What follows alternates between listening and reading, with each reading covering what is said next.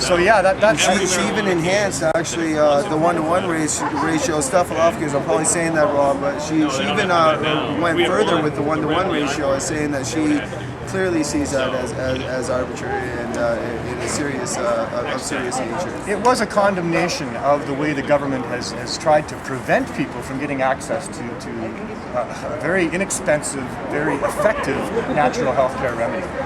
There is no logical reason for this. The courts can find, or any of us can find, unless you look at who they're protecting, and then it makes some sense. And this is the first recreational grower that has actually been cleared, well, convicted, but then cleared because they were supplying a medical club with over 900 plants. So this is a huge victory for the cannabis movement in general, most importantly for the cannabis movement in Canada, moreover here in BC. And I thank you, Neil, for another interview. We'll have more in the future, I'm sure. This is Jason Wilcox. We'll see you next time.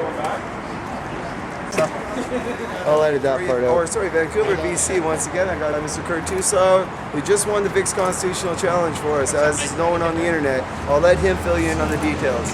Yeah, so I think it was a good result. We were a little disappointed that there wasn't a finding that the physician, as the gatekeeper's eligibility to this program, wasn't struck down. In hindsight, given that the Hitzig Court in 2003 agreed that there was a legitimate role for physicians and the proper role of the courts, probably not surprised by that.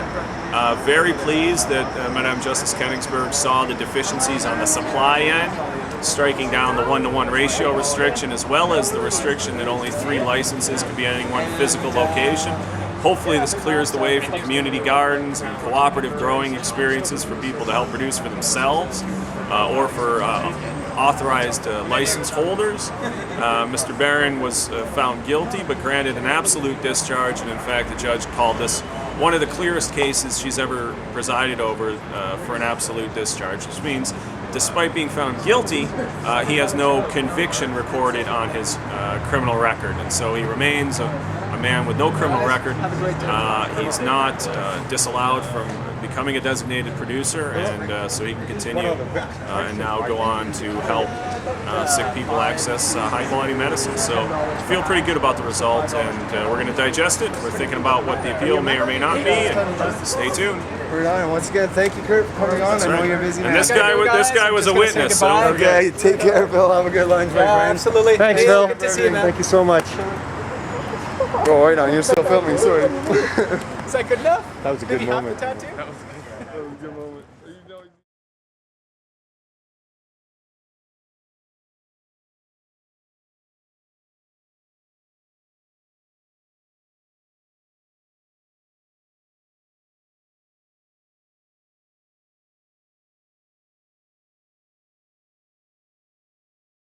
Jason Wilcox reporting back once again. Another person, this is Sam, he's out of Ontario, legal medical users, one of the 27 that we have. And again, I'm just ecstatic. This is a Vic's Constitutional Challenge done and defeated. 2 more regulations struck down as unconstitutional, and my friend, Mr. Beren, is now walking a free man with no criminal record. And I would just like to hear Sam's input coming all the way out from Ontario on how he feels about this as a medical user as well. As a medical user and as a activist in the sense of legalizing marijuana medical use, I find that this ruling was fantastic. It was good in all aspects. It struck down rulings and that other courts have not looked at carefully. I'm glad to hear that Mr. Beren is walking free today, mainly and foremost because of his cause. He was growing to help other people. He was not growing it to make street money. He was growing it and giving it away to people that were in need. And that's what we need. We need more of this. We need more people that have the compassion that he does. I'm all for the fight that he promoted. I'm all for what he did. I'm not against it in one aspect or another. I believe that the federal government should start pulling up and realizing that there's people out there with need. Pharmaceutical medication, pills kill. Here's 2 of us right here that need that help, and believe me, I've been one of the ones. You've heard me in other videos talk about wanting compassion clubs in every town and city of the country. Well, this is one of the first steps forward. Baby steps first, one of the first steps. And I hope that Sam and I can enjoy a day where him and I can choose to grow as much as we want, when we want, and that just like St. John's wort, a cannabis plant is in every window of every house that chooses to have one, just like aloe vera and St. John's worts are now. Anyway, this is Jason Wilcox signing out. We'll see you next time. Thank you. Thanks again, Sam. Muchly appreciated.